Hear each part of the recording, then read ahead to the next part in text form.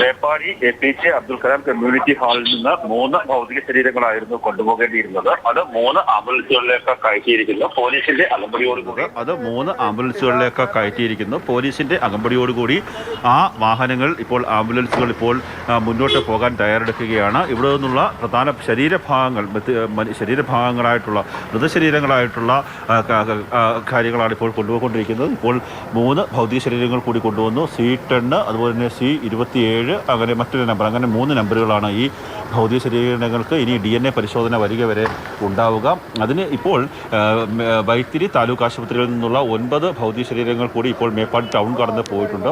അങ്ങനെ വരുമ്പോൾ 16, 9, 3, അങ്ങനെ 28 ഭൗതിക ശരീരങ്ങൾ അവിടേക്ക് എത്തിച്ചിട്ടുണ്ട്. അങ്ങനെ ഇനി എത്തിക്കേണ്ടത് 2 ഭൗതിക ശരീരങ്ങൾ കൂടിയാണ്. അത് മേപ്പാടി താലൂക്ക് ആശുപത്രിയിൽ നിന്നുള്ളതാണ്. അതെന്താണ് കൊണ്ടുവരാത്തതെന്ന് സംബന്ധിച്ച് ഒരു വ്യക്തമായ വിവരം നമുക്ക് ഇതുവരെ ലഭ്യമായിട്ടില്ല. ഇപ്പോൾ ചേതനയേറ്റ ശരീരങ്ങൾ ദിവസങ്ങളോളം ഈ ഹാളിൽ മോർച്ചറിയിൽ സൂക്ഷിച്ചിരുന്ന ഭൗതിക ശരീരങ്ങളാണ്. അവയെ ഈ ശരീരങ്ങളൊന്നും തന്നെ തിരിച്ചറിയാൻ സാധിക്കാത്ത ഒരു അവസ്ഥയായിരുന്നു. അതുകൊണ്ട് തന്നെയാണ് അജ്ഞാതർ എന്ന ഒരു ലേബലിൽ അവരെ ഇപ്പോൾ അന്ത്യവിശ്രമത്തിനായി ഒരുക്കുന്നത്. അല്പസമയത്തിനുള്ളിൽ തന്നെ പുത്തുമലയിലെ ഇപ്പോൾ സംസ്കാര ചടങ്ങുകൾ നടക്കുന്ന പുത്തുമലയിലേക്ക് ഈ ഭൗതിക ശരീരങ്ങൾ എത്തിക്കും.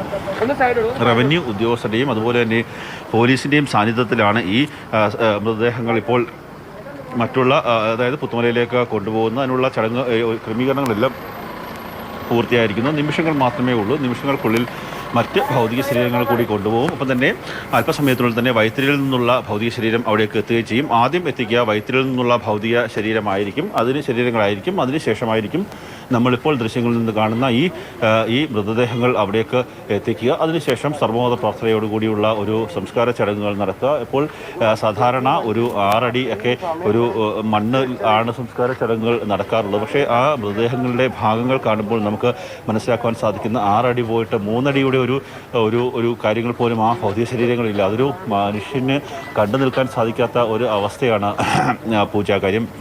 പലപ്പോഴും നമ്മളൊക്കെ പറയാറുണ്ട് ഒരു 6 അടി മണ്ണെങ്കിലും അവസാനം വേണം എന്നുള്ളത്. ഇപ്പോൾ ഇവിടുത്തെ ഇനി കൊണ്ടുപോകാൻ പോകുന്നത് കുറച്ചുകൂടി ഒരു ദയനീയമായിട്ടുള്ള കാഴ്ചയായിരിക്കും.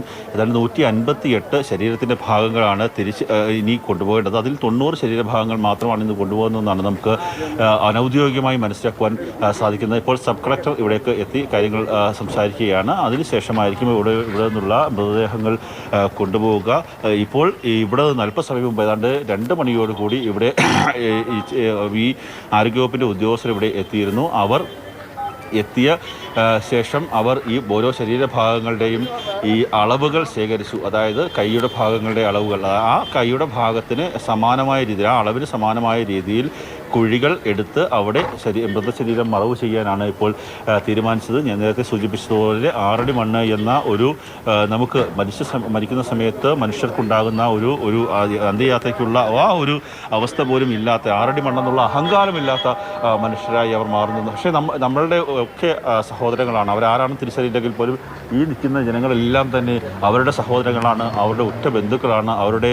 അവരെ ഒരിക്കൽ പോലും കണ്ടിട്ടില്ലെങ്കിലും പല ആൾക്കാരും അവരുടെ ആ ഭൗതിക ശരീരം തോളിൽ ഏറ്റുവാങ്ങി ആംബുലൻസിലേക്ക് കയറ്റാനും അതിനുശേഷം പുത്തുമലയിലേക്ക് എത്തുമ്പോൾ ആരൊക്കെയാണ് ഒരു തവണ പോലും കണ്ടിട്ടില്ലാത്ത ആൾക്കാരായിരിക്കും ഇവരുടെ ഭൗതിക ശരീരങ്ങൾ ഏറ്റുവാങ്ങി സംസ്കാരത്തിന് വേണ്ടി കൊണ്ടുപോകുക. ഇപ്പോൾ DYSPയുടെ നേതൃത്വത്തിൽ CIയുടെ നേതൃത്വത്തിലൊക്കെയുള്ള ആൾക്കാർ ഇവിടെയൊക്കെ എത്തി അതിനുവേണ്ടിയുള്ള ക്രമീകരണങ്ങളെല്ലാം തന്നെ പൂർത്തിയാക്കിയിരിക്കുന്നു. ഇനി നിമിഷങ്ങൾ മാത്രമാണ് ബാക്കിയുള്ളത്. അങ്ങനെ 28 മൃതശരീരങ്ങൾ അപ്പോൾ പുത്തുമലയിലേക്ക് എത്തിക്കും. അതിനുശേഷമായിരിക്കും ശരീരത്തിൻ്റെ ഭാഗങ്ങൾ 90 ശരീരത്തിൻ്റെ ഭാഗങ്ങൾ ഇന്ന് എത്തിക്കുമെന്നാണ് നമുക്ക് മനസ്സിലാക്കുവാൻ സാധിക്കുന്നു. ആ ശരീരഭാഗങ്ങൾ കൂടി എത്തിച്ച് കഴിഞ്ഞാൽ ഇന്നത്തെ സംസ്കാര ചടങ്ങുകൾ പൂർത്തിയാകും. നേരത്തെ ADGP MR അജിത് കുമാർ സംസാരിച്ചതുപോലെ 2:30 മുതൽ 5:30 വരെയുള്ള സമയക്രമത്തിൽ ഈ സംസ്കാര ചടങ്ങുകൾ പൂർത്തിയാക്കുക. ഇന്നലെ വളരെ വൈകിയാണ് 7 മൃതദേഹങ്ങൾ സംസ്കരിച്ചത്. പക്ഷേ ആ ഒരു സമയ ദൈർഘ്യം ഉണ്ടാകാതെ ഇരിക്കുക. പക്ഷേ 3:30 ഈ ഭൗതിക ശരീരങ്ങൾ ഇവിടെ നിന്ന് മേപ്പാടി മറ്റൊരു ഹാളിൽ നിന്നുള്ള മൃതദേഹങ്ങൾ മുന്നോട്ട് ഈ പുത്തുമലയിലേക്ക് കൊണ്ടുപോയത്.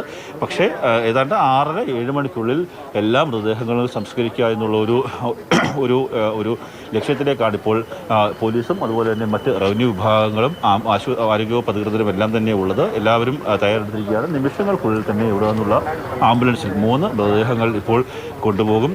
ഒരു ആഴ്ച മുമ്പ് ഇവർക്ക് കൃത്യമായ മേൽവിലാസം ഉണ്ടായിരുന്നു, കൃത്യമായ ഐഡൻറ്റിറ്റി ഉണ്ടായിരുന്നു. പക്ഷേ ഇപ്പോൾ അവരാരാണെന്ന് പോലും തിരിച്ചറിയാത്ത അവസ്ഥയിൽ ആ മനുഷ്യർ മണ്ണിലേക്ക് മടങ്ങുന്ന ഒരു കാഴ്ചയാണ്. അല്പസമയത്തിനുള്ളിൽ തന്നെ ഈ മൃതദേഹങ്ങൾ ഇവിടെ നിന്ന് കൊണ്ടുപോകും. നേരത്തെ ഇവിടെ റവന്യൂ ഉദ്യോഗസ്ഥരുടെ ഒരു ഒപ്പ് ലഭിക്കുന്നതുമായി ബന്ധപ്പെട്ട ഒരു കാലതാമസം, അത് സാങ്കേതികമായൊരു തടസ്സം മാത്രമാണ്. ഒരു കാലതാമസം കൊണ്ടാണ് ഈ 3 മൃതദേഹങ്ങൾ കൊണ്ടുപോകുന്നതിന് അല്പം വൈകിയത്. മാത്രമല്ല അവിടെ ആദ്യം എത്തിച്ച മൃതദേഹങ്ങൾ സംസ്കരിക്കാനുള്ള ഒരു ക്രമം കൂടി വേണം. ആ ദൈർഘ്യം കൂടി പൂർത്തിയാക്കിയ ശേഷം സംസ്കാര ചടങ്ങുകൾ കൂടി പൂർത്തിയാക്കിയ ശേഷം ഇവിടെ നിന്ന് മൃതദേഹങ്ങൾ കൊണ്ടുപോയാൽ മതി എന്നുള്ളൊരു തീരുമാനത്തിൽ കൂടി എത്തിയിരുന്നു. അതുകൊണ്ടാണ് അല്പം താമസിച്ചത്.